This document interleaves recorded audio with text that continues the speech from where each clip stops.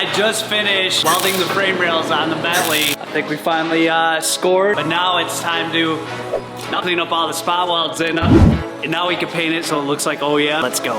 This has been one of the most difficult and hardest things I've ever done, and I didn't even think that it was going to be possible. I even contemplated on giving up. Oh, I just realized I made a huge mistake. It's a lot of time and a lot of effort. I did end up figuring it out, and this is one of my dream cars, so giving up is not an option.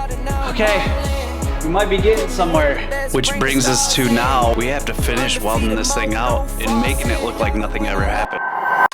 We need to fully weld this in, doing the same thing like we did over there. And then this will be all done. Epoxy primer, good to go. Let's get to welding this thing in. Let's weld this thing fully out. Before fully welding this thing completely out and getting it looking so good, I had to make sure that the upper frame rail was in the right place. So I used this headlight bracket and made sure that everything lined up, and then threw in a couple of tacks. And then once I was satisfied, I just started tackling it and fully welded everything together.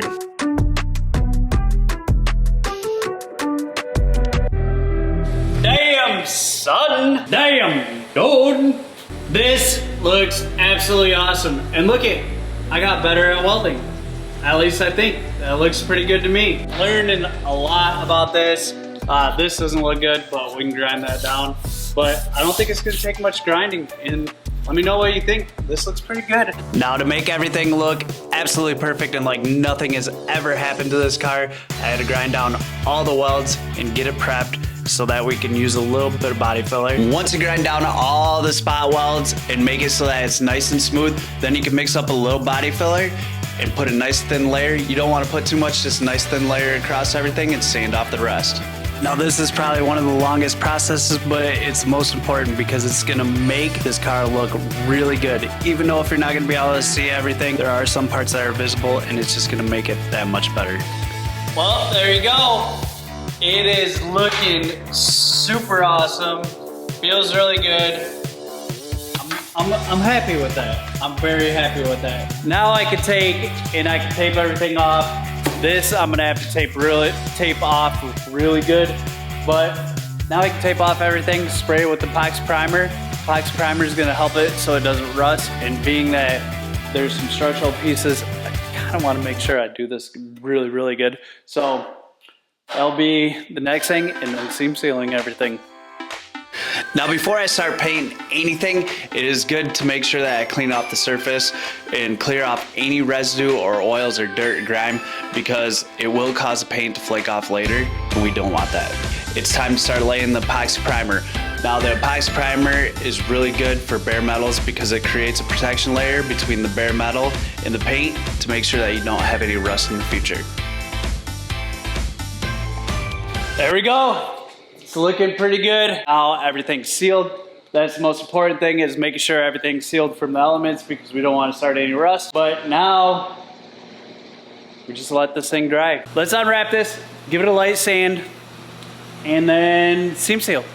Now, with the epoxy primer fully cured, I can remove all the plastic and start taping off the edges so we can get a nice clean line for the seam sealer. But hey, I'm not the best at laying seam sealer.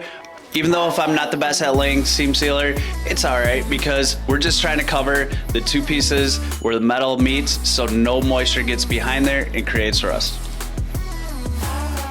Okay, now we got the seam sealer. It is pretty much dry. Now we can re-tape everything back up and start spraying some more paint. It's time to re-tape up everything, give everything a nice light sanding, a good clean. Then we can start laying down the paint to make this thing look really good. Now, this is probably one of the longest processes, but it's the most important because it's gonna make this car look really good. Even though if you're not gonna be able to see everything, there are some parts that are visible, and it's just gonna make it that much better.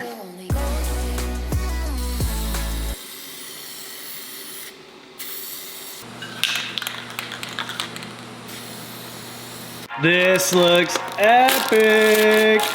Oh, we can remove all of it. See how good of a job we did. It's the little things on this project that just makes this build so exciting. Even though if it might not seem big, this is such a huge accomplishment, and it makes me just want to keep pushing forward. I mean, even just painting these frame rails just makes it look that much more and that much more special to me. So this is exciting. Now I must say, it is, I don't know if you can see it on camera, but it is a little bit different. It's more like a cream color versus the white.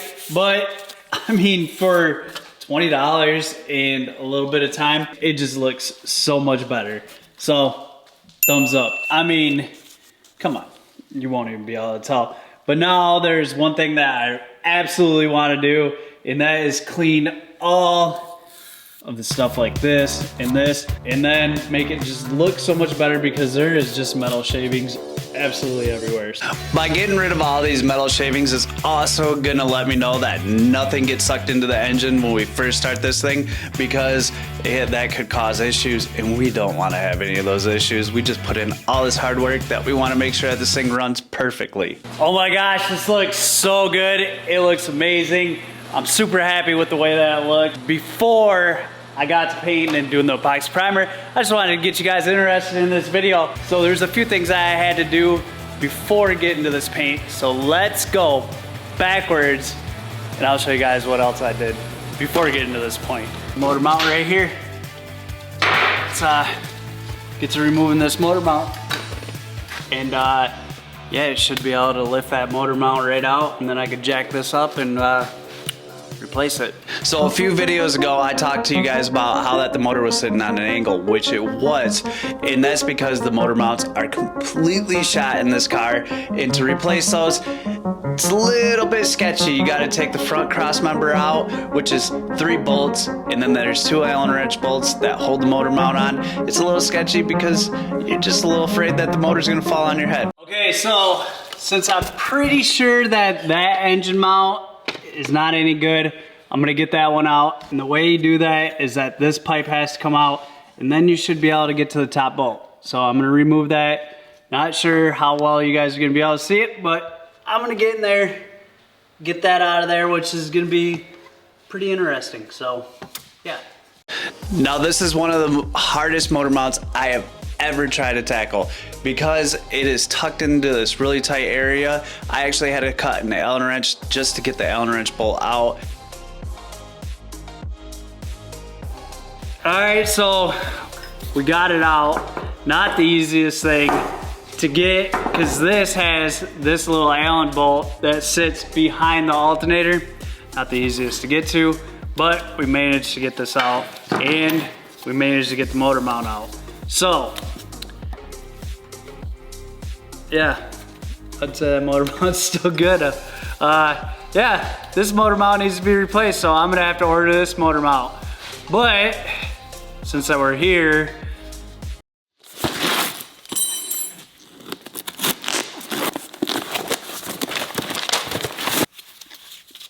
good? Okay, so I actually ordered the wrong used motor mount. This one didn't have the sensor, but I could have sworn I ordered the one with the sensor. This is the bad one that actually came off from this side, and these are interchangeable. And this one is the good one, and I'm actually gonna put this one on this side because that side's easier. I'm gonna put the bad one, and I do have the new one on order. From this angle, I'll try to explain the best I can so that you guys can understand where this Allen wrench bolt is. If you see right here, this is the Allen wrench that is one of the most difficult things, and I'll explain how I got it tightened up and how I was able to get this motor mount back in there in the next clip. I'm gonna try to show you guys this the best I can on how I replace this motor mount, because it is not easy at all. And there's actually a special tool that Bentley has, but you can't find it anywhere. So basically what I did is I have this little Allen wrench like kind of piece that actually came in this set, but this head doesn't fit in here, which you know, these things are pretty cool. It doesn't fit in there, it actually hits. So, but it sticks up just enough that you can get an 8mm on here with the ratcheting wrench, and then I just kind of slowly worked it out. Yeah, not easy, but it worked. So now move over to the other side. The other side is 100 times easier. And now I think This is a few weeks later. Pretty sure that this is the right engine mount. Because if you remember, I bought the wrong one. These ones actually have sensors on it, so. Oh, come on, be the right engine mount. Come on. It's a lot harder than they make it look on YouTube. Right engine mount. Question is it the right one? And it is. We have a sensor. Let's install this engine mount.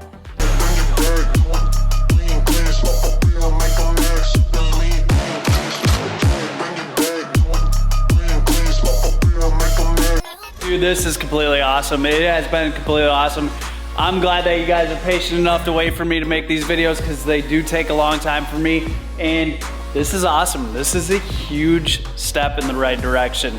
But I'm gonna end this video right here because now in the next video, we're gonna start putting this thing back together.